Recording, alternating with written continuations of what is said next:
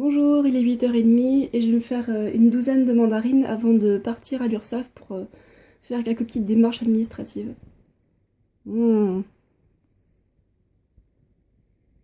Et à côté de ça, les bananes elles sont en très très bonne voie. Je pense que je vais pouvoir y toucher dès ce midi et tourner pas mal à la banane parce qu'elles sont assez bien mûres. Elles sont bien parties. Celles que j'ai trouvées en promo en Allemagne.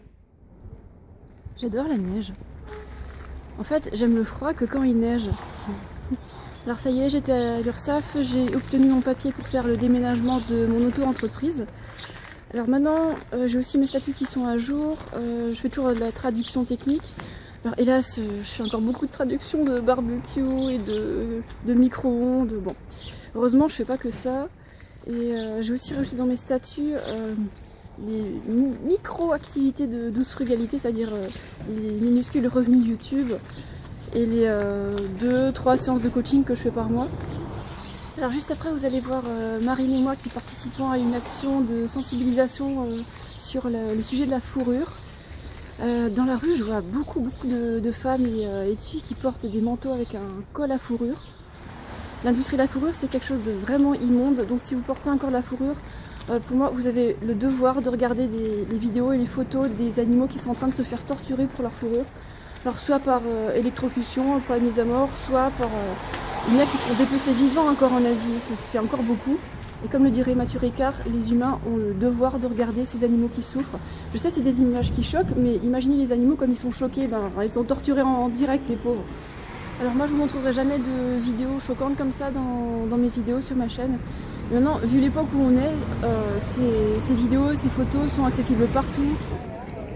Alors aujourd'hui il fait moche, il fait froid et on milite contre la fourrure parce que c'est fait dans des conditions hyper cruelles et c'est même de la fausse fourrure qui est... il y a la fourrure qui est vendue comme la fausse fourrure parce que c'est moins cher à fabriquer. C'est les restes je crois de la fourrure qui vendent, enfin je sais plus, c'est des rebuts, des restes des rebuts. Donc achetez pas de fourrure, même des trucs qui ressemblent tant que vous êtes vraiment pas sûr. Alors là, ça risque d'être n'importe quel animal, un animal sauvage. Nous avons là la liste des enseignes qui ne vendent pas de fourrure. Donc la fourrure ça peut être du tout, du vison, du chat, du chien. Du chat et du chien, oui.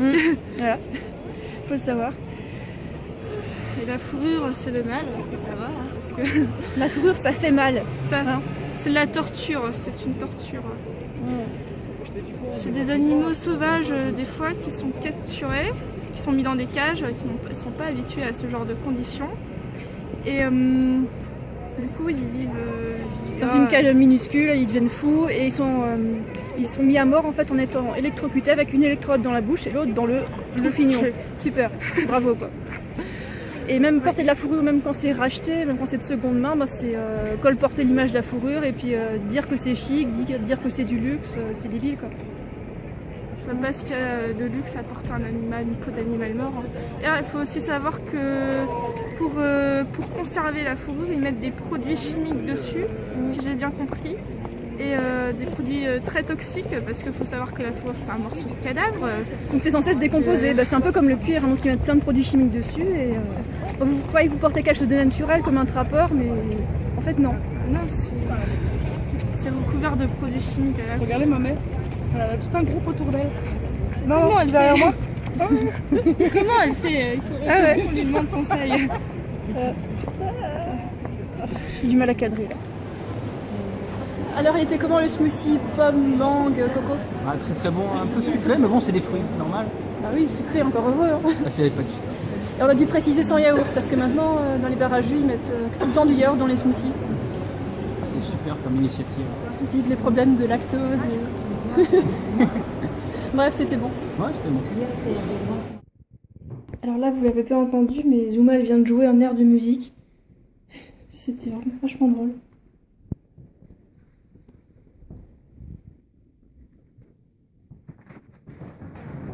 Ouh.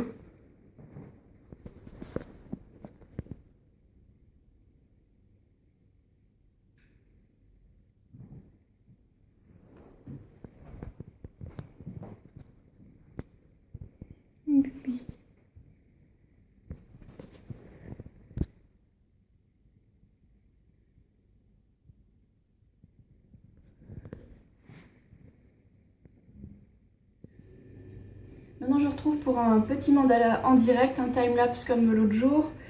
Alors j'ai utilisé un fruit du dragon, une banane, une grenade et une mandarine.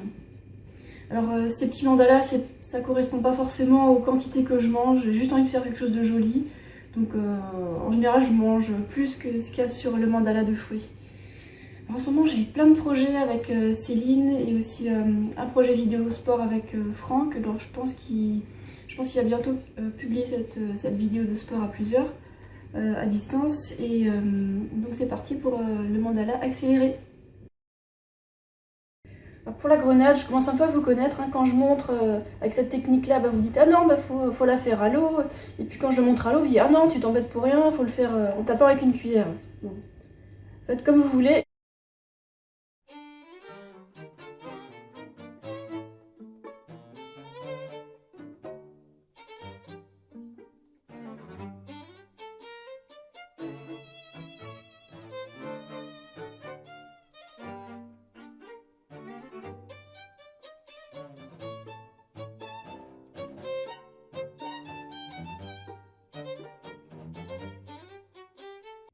Et voici les résultats obtenus.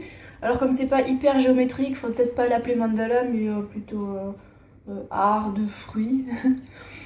Alors moi j'ai bien me régalé. Et vous avez remarqué, il n'y a pas de restes. Où est-ce qu'ils sont passés les restes?